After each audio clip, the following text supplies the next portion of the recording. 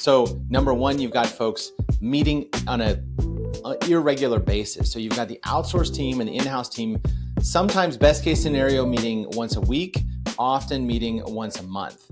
And this means huge gaps in time between when folks are having a real conversation. Then secondly, you've got emails with attached Excel documents flying around, which is terrible, and that's not the way you should work.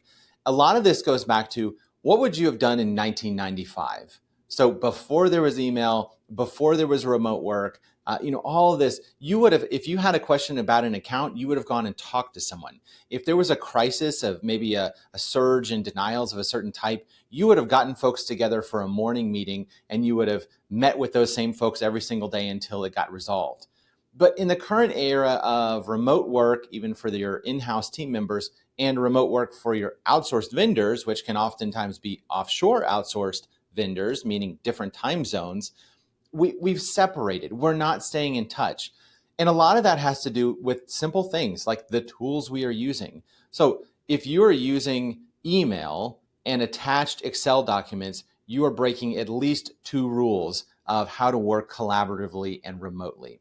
So we work in the software world. The software development world has figured this out a long time ago because it had to, and probably because the personality types of software engineers lend themselves to using tools and working remotely.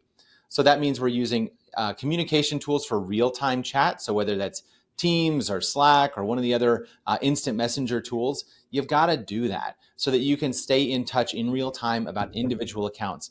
Not just in-house folks talking to in-house folks or outsourced folks talking to outsourced folks, but the cross collaboration. If an outsourced biller has a question about a coding, they should be able to talk to that person even if they're in a different time zone across the world. It doesn't matter. Or if you want to look at data, there's absolutely no reason to be using offline Excel when you could be using the online Office 365 product suite or other better, faster tools to collaborate on accounts. You should never be sending Excel attachments, partially for the inefficiency and partially for security. You shouldn't be doing that. You should be referencing with links secure files and sharing those in real time so the same updates are seen by both parties. The use of just basic tools can resolve this. And then the last part, though, is you need to have regularly scheduled conversations. And this is where I think the revenue cycle director can immediately affect change just by forcing collaboration. And the way we do that in the software world, which I think is a good way to replicate in the revenue cycle operations world, is to have daily stand-ups with small teams that can work through accounts.